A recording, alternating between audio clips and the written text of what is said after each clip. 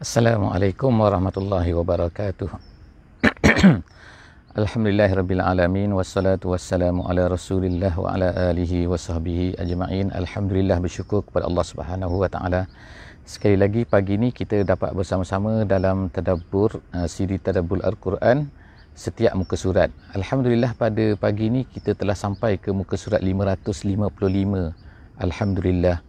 Pagi ini kita akan bersama-sama di muka surat yang terakhir daripada surah Al-Munafikun. InsyaAllah kita akan melihat hari ini daripada surah Al-Munafikun ayat yang ke-5 sehingga ayat yang ke-11. Moga-moga Allah Subhanahu Wa Taala akan jadikan Al-Quran ini sebagai pemandu hidup kita, insya-Allah. Jadi moga-moga Allah Subhanahu Wa Taala juga akan memberi kepada kita kekuatan untuk berintimak kepada Islam dengan ayat-ayat yang kita baca ini. Dan Allah Ta'ala mengajar kepada kita melalui surah-surah, melalui ayat Quran ini banyak perkara yang membetulkan cara hidup kita, membetulkan bagaimana cara fikir kita, bagaimana cara kita sepatutnya berinteraksi dengan Islam, berinteraksi dengan manusia, dan bagaimana sikap yang harus ada dalam kita mengenali Allah Subhanahu Wa Ta'ala dan mengaplikannya di dalam hidup kita. Jadi insya-Allah hari ini muka surat terakhir, muka surat 555 ini bolehlah kita simpulkan bahawa Allah Subhanahu Wa Taala memberi salah satu daripada sifat-sifat orang yang mempunyai intimak kepada Islam ialah al-infaq. Kita ringkaskan dengan perkataan al-infaq. Al-infaq ni artinya ialah menafkahkan harta ke jalan Allah Subhanahu Wa Taala dan segala-gala yang ada pada kita yang diberikan oleh Allah Subhanahu Wa Taala ni kepada Islam. Membantu Islam, dan moga-moga Allah Subhanahu Wa Taala akan memberi kefahaman kepada kita dengan ayat-ayat yang kita bacakan pada hari ini, insya-Allah. A'udzubillahi minasyaitonirrajim. Bismillahirrahmanirrahim.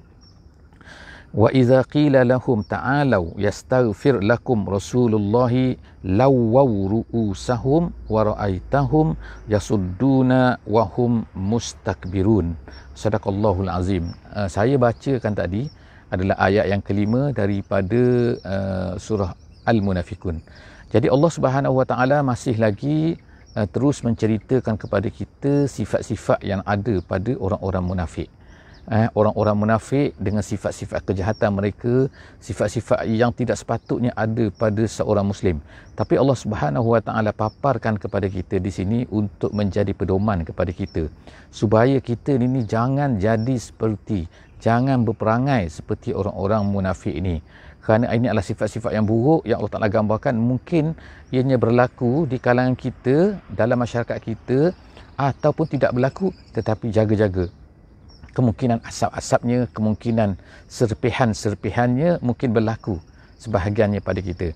Apabila turunnya ayat ini, sebenarnya umat Islam sangat-sangat memahami, cuba mula belajarkan bahawa bagaimana mereka ini seharusnya mengelakkan diri dia daripada perkara-perkara ini kan. Jadi ayat ini dikatakan diturunkan mengikut sebab nuzulnya adalah turun kerana beberapa peristiwa. Ayat ini iaitu ayat yang kelima, dan kemudian ayat yang keenam, dan kemudian ayat yang ketujuh. Ayat yang ketujuh mengikut ulama-ulama tafsir dikatakan bahawa turun kerana berlaku satu peristiwa ataupun dua peristiwa. Yang pertama, satu peristiwa ialah selepas daripada balik peperangan Uhud, yang dikatakan sebagai seolah-olahnya orang Muslim ni macam kalah dalam peperangan Uhud ni, ramai yang cedera, termasuk Nabi SAW cedera. Tetapi semasa dalam perjalanan ke perang Uhud ni sebagaimana kita maklum ada terdapat lebih kurang 300 orang 300 orang daripada sahabat-sahabat ni, orang-orang yang hidup bersama dengan Nabi sallallahu alaihi wasallam, mereka ini telah termakan dengan hasutan yang dibawa oleh Abdullah bin Ubay bin Salul. Jadi dia ni ketua munafik. Jadi dia kata apa? Kenapa kita mesti keluar? Kenapa kita ni ikut cakap orang-orang muda ni yang semangat sangat nak berperang di luar daripada Madinah, sedangkan Nabi sendiri tidak mahu keluar daripada Madinah. Jadi adalah berlaku sebelum daripada itu kan, iaitu sedikit perbincangan di antara Nabi dan juga para sahabat. Para sahabat lain ni ingin sangat nak keluar daripada Madinah, berperang di luar Madinah. Tapi sampai di tengah jalan daripada Madinah sehingga sebelum sampai ke Uhud ini, ke kawasan Uhud, jadi 300 orang, lebih kurang 1/3 daripada tentera Islam ni telah berpatah balik. Kerana apa? Kerana mengikut termakan dengan hasutan Abdullah bin Ubay bin Salul. Jadi mereka ni balik. Tetapi apabila Nabi SAW selepas daripada peperangan, Nabi SAW balik ke Madinah dan Nabi mula berkhutbah. Ketika satu khutbah Jumaat, tiba-tiba Abdullah bin Ubay ni bangun. Dia bangun dan kemudian dia berkata, "Ya Rasulullah," dia kata, "inilah Rasulullah. Moga-moga Allah Ta'ala akan memuliakan kamu semua dengan Rasulullah ini." Apa yang berlaku ialah sahabat-sahabat lain yang berada di tepinya mula menarik kainnya dan berkata, "Wahai musuh Allah, duduk, diam." Apa yang dikatakan, apa yang berlaku? Abdullah bin Ubay bin Salul ni keluar daripada masjid tu. Keluar daripada mereka, dan kemudian ada sahabat-sahabat mengatakan kepada beliau, "Minta ampun kamu, minta istighfar, minta supaya Nabi SAW beristighfar kepada kamu." Apa yang dia buat? Dia menggiling-gilingkan kepalanya, tak mau. Dengan mukanya yang menunjukkan enggan untuk meminta daripada Nabi SAW. Jadi apabila perkara ini berlaku, lalu turunlah mengikut sebab nuzulnya ialah, maka turunlah ayat ini. Dan ayat ini betul-betul menceritakan apa yang dilakukan oleh Abdullah bin Ubay tersebut. Iaitu apa? Apabila dikatakan kepada mereka, "Wa iza qila lahum ta'alau," datanglah yastaghfir lakum Rasulullah. Rasulullah ini akan memohon ampun kepada Allah. Rasulullah memohon ampun kepada Allah untuk kamu. Tengok tu kan apa yang dibuat oleh mereka ni. Bila dicakap macam tu kepada mereka, dia kata lawau ru'usahum. Mereka ini menggeleng-gelengkan kepalanya dengan mukanya, wara'aitahum yasudduna, dan mereka, kamu lihat mereka ini berpaling, wahum mustakbirun, dan dalam keadaan takabur. Jadi kita bayangkan maknanya dengan tidak mahunya, menggelengnya dengan muka yang mencemohnya kan, dan tak mahu, menunjuk sangat tak mahu kan. Jadi peristiwa ini digambarkan oleh Allah Subhanahu Wa Taala. Inilah perangai orang-orang munafik. Jadi tengokkan Allah Taala mencela mereka kan. Jadi dah dalam Quran, walaupun Allah Taala tak sebut nama dalam ni kan, tapi Allah Subhanahu Wa Taala menyebutkan hum saja kan, qila lahum. Maka masyarakat semua dah faham dah bahawa dialah yang dimaksudkan oleh ayat ini. Dan kemudian seterusnya Allah Taala sebut sawaun alaihim astaghfarta lahum. Sama saja untuk mereka. Kamu minta ampun ke untuk mereka, am lam tastaghfir lahum, ataupun kamu tak minta ampun ke untuk mereka, lan yaghfirullahu lahum. Allah Taala lan yaghfirullahu lahum. Allah Taala kata lan. Lan sini maknanya lam nun bukan lam mim, bukan. Lam nun ni artinya selama-lamanya Allah Subhanahu Wa Taala tak akan ampunkan mereka ni. Kalaulah kamu minta ampun pun untuk, maknanya Rasulullah ni kan, Rasulullah minta ampun pun Allah Ta'ala takkan ampunkan mereka. Sebab apa? Dahsyat sangat kan kejahatan mereka itu. Innallaha la yahdil qaumal fasiqin. Dan kemudian Allah membuat satu konsepnya, membuat satu prinsipnya, menceritakan kepada prinsip Allah Ta'ala tak akan memberi hidayah kepada orang-orang yang fasik. Jaga moga-moga Allah Subhanahu Wa Ta'ala ni menjauhkan kita daripada menjadi orang-orang yang fasik, sehingga kita tidak mendapat hidayah daripada Allah Subhanahu Wa Ta'ala. Kemudian ayat yang ke-7 insya-Allah. Ayat yang ke-7 ini, ayat yang ke-7 adalah menceritakan tentang satu peristiwa juga, satu peristiwa lain lagi yang berlaku kepada orang-orang munafik ni, yang insya-Allah kita akan lihat sama-sama. Ceritanya agak panjang tetapi saya cuba ringkaskan. Iaitu berlaku semasa dalam satu peperangan iaitu peperangan Bani Mustalik namanya. Bani Mustalik ini satu bani yang mendiami di antara Mekah dan Madinah. Jadi Nabi SAW telah keluar pada bulan Sya'ban tahun yang kelima Hijriah.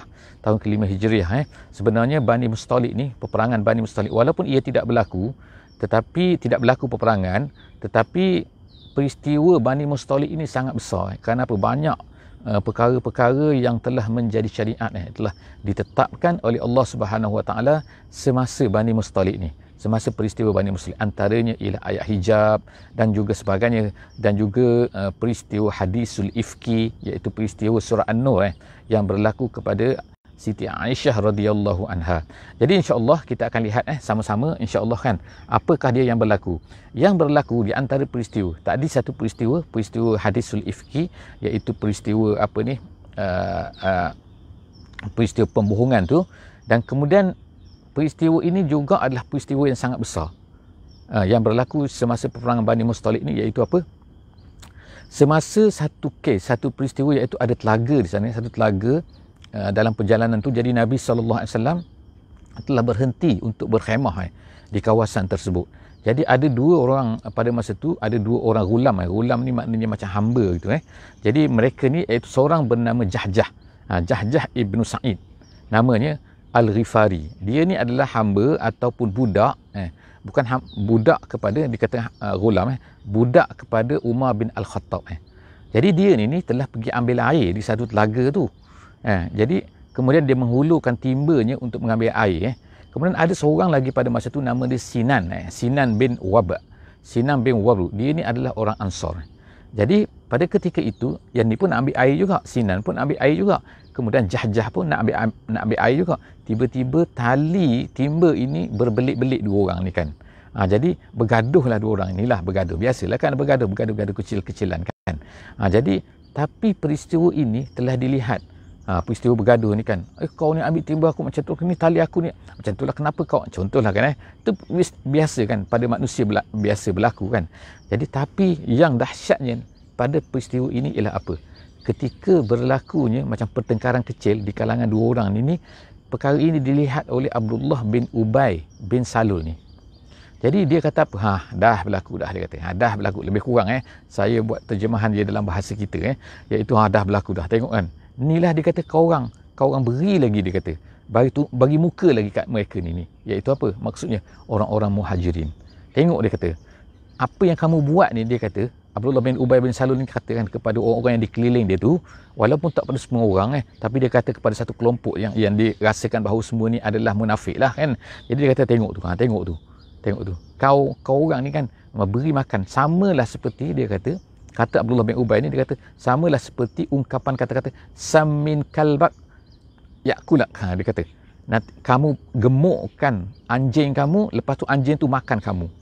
Jadi macam kita jaga elok-elok apa benda ni kan, singa daripada kecil kan, kita beri minum, akhirnya dia yang makan kita.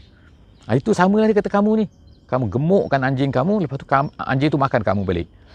Tak bertimbang, tak tahu membalas jasa, tak tahu kenang budi, tak tahu macam-macam. Itu saya tambah kenang budi dan sebagainya tu. Tapi nak menunjukkan itulah kata-kata siapa? Abdullah bin Ubay bin Salul kepada beberapa orang daripada kawan-kawan dia. Pada masa tersebut kan, ada seorang sahabat yang terdengar, dia katakan. Terdengar kata-kata situ. Jadi sahabat ini telah pergi mereport kata-kata ini kepada Nabi sallallahu alaihi wasallam. Jadi dia ceritakan, dia dengar Abdullah bin Ubay bin Salul kata macam ni. Jadi apa yang berlaku kan? Apabila peristiwa tersebut didengari oleh Nabi sallallahu alaihi wasallam, dan Nabi pada mula-mulanya agak ragu-ragu kan. Betul ke tak betul ni? Kemungkinan telinga dia kata kepada sahabat tersebut kan, awak ni dengar betul ke tak ni? Betul ke awak dengar ni? Apa yang kamu dengar ni kan? Macam tu. Jadi pada masa itu, lepas daripada itu turunlah ayat ini. Jadi turun ayat ini, Nabi membisikkan kepada sahabat tersebut kan. Jadi maknanya apa? Iaitu nama sahabat tersebut ialah Zaid bin Arqam. Zaid bin Arqam. Minta maaf saya tak sebut tadi. Jadi dia kata, betul ke kamu Zaid, kamu dengar ni? Tiba-tiba turunlah ayat ini. Jadi ayat ini membenarkan. Jadi Nabi SAW apabila dia mendengar ni, dan ada pada masa dengan Nabi SAW pada masa tersebut ialah Umar bin Al-Khattab. Jadi ingat Umar Al-Khattab ni seorang yang garang, jaga kan, kalau kau buat apa-apa salah kan. Apa dia kata? Ya Rasulullah, dia kata, kau suruhlah salah orang sahabat kita ni kan, pergi bunuh saja dia tu. Apa Nabi kata? Nabi jawab kepada Sayyidina Umar, ya Umar, dia kata, macam mana, apa pandangan kamu jika sekiranya nanti orang akan berkata Muhammad ini membunuh kawannya? Jadi sebab Abdullah bin Ubay bin Salul ni adalah kawan kepada Nabi lah, kan, seolah macam orang bersama dengan Nabi. Bagi orang luar Madinah, bagi orang yang tak tahu, orang yang tak baca Quran, orang daripada masyarakat Arab, mereka akan kata apa? Mereka tengok ialah Abdullah bin Ubay ni adalah kawan kepada Muhammad. Jadi tiba-tiba Muhammad ni membunuh kawan dia. Apa kata kamu? Nanti akan jadi imej yang sangat buruk kepada seluruh dunia, kepada seluruh tanah Arab pada masa tu, yang sampai berita ni, iaitu Muhammad telah bunuh. Jadi jangan jadi sahabat Muhammad lah, jangan jadi kawan Muhammad lah, nanti kawan Muhammad nanti dibunuh kita. Aku tak nak. Jadi Nabi SAW menafikan, jadi menolakkan permohonan daripada Umar bin Al-Khattab tersebut. Tapi Nabi kata apa kepada Umar? Ya Umar, dia kata, beri maklum, iklankan kepada semua kafilah ni yang sedang berehat pada masa tu kan, iaitu jom kita kemas-kemas dan kita akan berjalan. Jadi sahabat-sahabat yang lain yang tak tahu, pelik lah kan. Kenapa? Pada masa tu bukan saat orang berjalan ni, orang Arab ni berjalan ni maknanya dia berehat pada waktu malam begitu kan. Ada jalan pada waktu malam, pada waktu siang dia akan berehat. Ni tiba-tiba waktu yang tak sepatutnya bergerak, tiba-tiba Nabi SAW beri arahan supaya bergerak. Jadi tujuan Nabi SAW memerintahkan sahabat ni supaya semua bangun dan bergerakkan, berkemas-kemas supaya bergerak balik menuju ke Madinah lah, maknanya bergerak dalam perjalanan tu ialah apa? Untuk menutup pintu-pintu apa yang akan memungkinkan orang akan mula bercakap tentang Abdullah bin Ubay ni. Jadi bila berjalan dia akan tak sempat lah nak fikir untuk bercakap, untuk bersembang kan. Sebab apa? Tapi kalau duduk-duduk ni akan banyak lah idea-idea kan, cerita-cerita, gosip-gosip yang berlaku kan. Jadi mereka pun berjalan. Jadi masyarakat masa tu pelik lah. Kenapa pula ni kan tiba-tiba berjalan ni kan. Jadi rupa-rupanya kerana berlakunya peristiwa ini. Berlaku peristiwa ini. Jadi turunlah ayat ini iaitu apa? Humul lazina. Apa yang dikatakan, saya tak habis lagi cerita, minta maaf iaitu dikatakan Abdullah bin Ubay ni kata apa? Semasa dia kata samin kalbak tu kan, kamu beri makan anjing kamu, lalu anjing tu gemuk, lalu anjing tu makan kamu. Abdullah bin Ubay kata, kalau kita masuk sampai ke Madinah nanti, kalau kita pergi ke Madinah nanti, orang-orang yang hebat di sana, orang azz dia kata, orang-orang yang mulia di Madinah ni akan mengeluarkan orang-orang yang azal. Azal ni maksud dia orang yang hina lah. Orang hina siapa maksud dia? Iaitu Muhammad lah dan juga geng-geng dia. Jadi kalau kita sampai Madinah nanti, kita ni kan orang-orang Madinah kan, kita ni azz, iaitu kita ni orang mulia di Madinah ni. Kita akan keluarkan mereka ni daripada Madinah. Macam mana cara keluarkan tu? Iaitu disebutkan oleh Allah Subhanahu Wa Taala di dalam ayat yang selepas daripada tu. Jadi apa kata Allah Subhanahu Wa Taala? Allah meriwayatkan, Allah menyebut balik apa yang dikatakan oleh mereka. Allah kata apa? Iaitu humul lazina yakulun. Mereka lah yang berkata tu. Yang berkata apa? La tunfiku ala man inda Rasulillah. Jangan kamu beri. Jangan kamu beri itu maksudnya jangan kamu sedekahkan, jangan kamu tolong maksudnya kan. Musaadah, jangan kamu tolong ala man inda Rasulillah, kepada sesiapa yang bersama dengan Rasulullah, iaitu siapa? Al-Muhajirin. Sebab banyak sangat orang-orang Ansar ni, masya-Allah kan.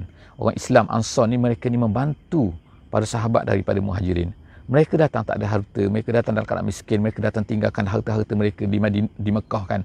Jadi mereka terpaksa kerana ikut bersama dengan Rasulullah sallallahu alaihi wasallam. Jadi orang-orang Ansar inilah sebenarnya, sebab tu nama dia Ansar. Ansar tu inilah penolong. Mereka lah yang menolong orang-orang Muhajirin ini dengan macam-macam benda, mensedekahkan, menginfakkan dan sebagainya. Tiba-tiba kata Abdullah bin Ubay ni, no, lepas daripada no, kita tak akan infak lagi pada mereka, kita tak akan bagi sedekah lagi pada mereka, kita tak akan bantu lagi mereka. Jadi dia kata la tunfiku, jangan kamu tolong lagi alaman inda Rasulillah, kepada orang-orang Muhajirin ini, hatta yang faddu, supaya apa tujuan dia? Supaya nanti mereka akan semua balik semula, keluar daripada Madinah ni, tak ada tempat untuk mereka di Madinah ni. Itu kata-kata mereka. Jadi kata-kata ini diriwayatkan oleh Allah Subhanahu Wa Taala. Mula-mulanya diceritakan oleh Zaid tadi tu, tapi sekarang selepas ni Allah Ta'ala, dan apabila turunnya ayat ini, maka Nabi SAW memanggil Zaid. Nabi SAW berkata, ya Zaid, dia kata, ya Zaid, sesungguhnya Allah Subhanahu Wa Ta'ala membenarkan apa yang kau kata.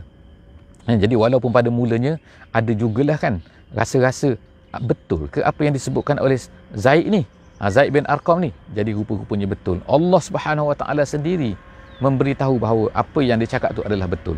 Jadi Allah Subhanahu Wa Ta'ala kata, walillahi khazainus samawati wal ardi walakinnal munafiqin la yafqahun. Dan Allah Ta'ala kata, kamu tak nak infakkan, kamu tak nak tolong orang-orang Ansar ni, kamu kata jangan tolong. Kamu tahu tak milik siapa khazanah dunia ni? Milik siapa rezeki ni? Yang Allah Ta'ala beri kepada kamu tu milik siapa? Kamu ingat milik kamu ke? Harta-harta yang kamu ada tu kamu ingat milik kamu ke? Jadi Allah Subhanahu Wa Ta'ala mengatakanlah kepada kita sekarang ni kan, kita ingatkan, Allah Subhanahu Wa Ta'ala mengatakan kepada kita, milik kita ke apa yang kita ada pada kita sekarang ni kan? Kita ada telefonnya, kita ada hartanya, kita ada rumahnya, kita ada pangkatnya, kita ada rezekinya, kita boleh makan, kesihatan kita. Milik siapa semua tu? Itu semua adalah milik Allah Subhanahu Wa Ta'ala yang diberikan kepada kita. Jadi kalau Allah Subhanahu Wa Ta'ala memberikan kepada kita, itu milik dia. Jadi kamu kata tak nak beri kepada, tak nak tolong pula orang-orang Muhajirin ini. Kamu ingat milik kamu. Nasib baik Allah Ta'ala tolong kamu. Allah Ta'ala beri kepada kamu. Kalau Allah tak beri kepada kamu, kamu ingat milik kamu ke? Kamu nak beri, kamu tak nak beri ni kan.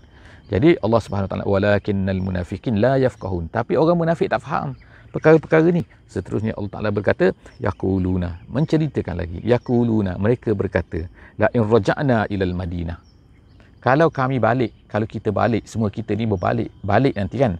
Sebab sekarang ni dalam perjalanan dalam perjalanan. Jadi mereka ikut sekali, yang peliknya kan. Jadi mereka berkata, kalau kita balik semula ke Madinah, ra'in raja'na ilal Madinah la yukhrijannal a'azzu minhal azal. Nanti orang-orang a'az, orang a'az tu siapa bagi mereka? Mereka lah, iaitu penduduk Madinah asal kan, akan mengeluarkan, akan menghalau orang-orang yang azal.